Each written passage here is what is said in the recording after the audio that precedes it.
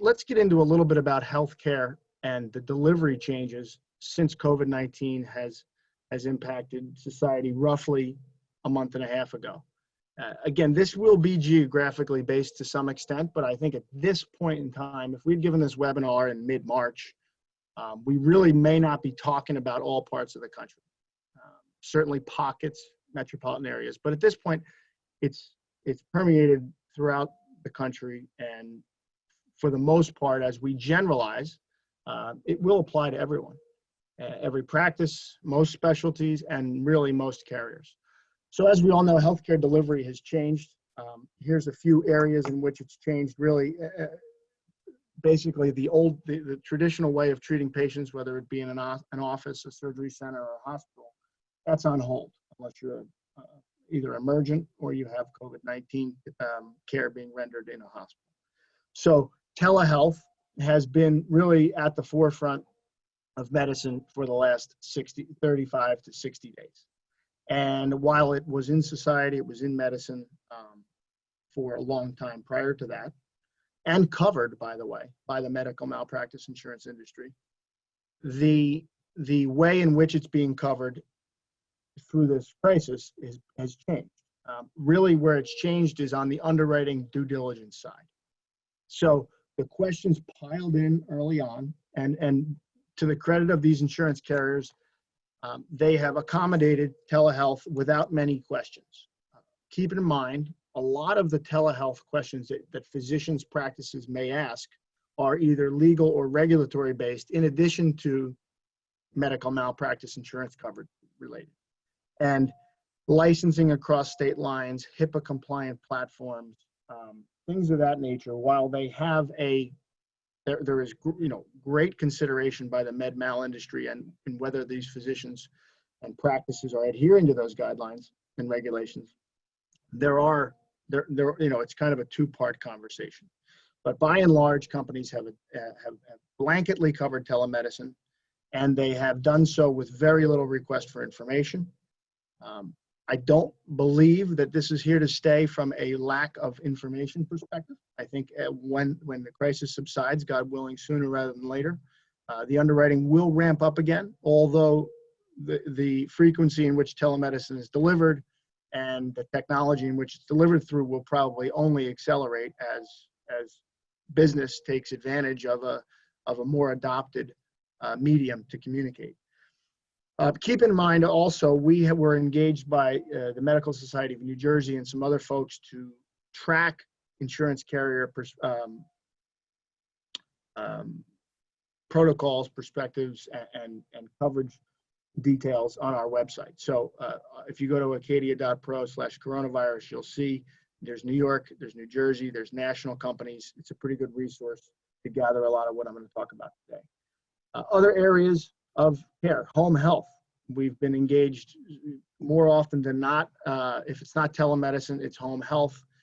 If I want to, physician may want to deliver care in the home. There's recommendations from a risk management perspective. Bring a chaperone. Make sure you're trained in the technology. Make sure the patient is in a safe place within the home. Stairs and things of that nature need to be discussed with the patient. But by and large, again, the carriers have given the go-ahead for coverage in this with very little underwriting to accommodate physicians that are just trying to deliver care, keep their businesses afloat, generate some revenue, and maintain their liability coverage. Delivering, doing ultrasound reads or administering ultrasounds, drawing blood, all of those things fall in that. Scope of practice is one that I don't know if it has hit every area of the country, but certainly in certain hard hit, New York metropolitan area is a good example. Physicians have been asked to come off the sidelines and be an extra set of hands, an extra physician, not necessarily do surgery if they're a surgeon. And companies have allowed and covered, for lack of a better word, these physicians to step in on the front lines and help out the healthcare system. Returning from retirement, whether it's to volunteer or to work as a compensated physician, is a very interesting topic. So many physicians throughout the country have non-claims made policies. And if you were on one, you understand the nature of a tail and the importance of staying permanently retired once you've been granted that free tail upon permanent retirement. As this sea change has occurred and physicians have come back into practice, a major concern was, will my free tail hold up if I go back into practice? Under normal circumstances, that tail would be voided, or you would have to actually pay for it. In these circumstances, given the crisis, carriers have agreed to, yes, you'd have to pay for coverage on a go-forward basis, but it would not undermine the tail that you earned in your previous career. And that's really a valuable accommodation that the carriers have made, and a reasonable one considering the circumstance. I believe, again, we don't have a crystal ball, but I believe that when the crisis subsides, that provision will not occur blanketly. You will, God willing, we won't have another crisis, but it's probably temporary in nature.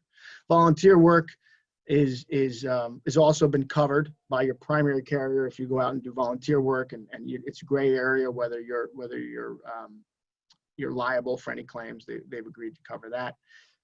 Check with your carrier, check with your broker, check with us, whoever it might be in your individual circumstance, because facts do matter and circumstances change geographically as this virus, which is, as we all know, very fluid in its nature.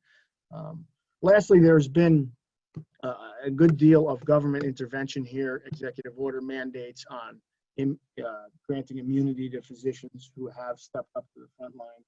So that is welcome by the industry and appropriate, to say the least.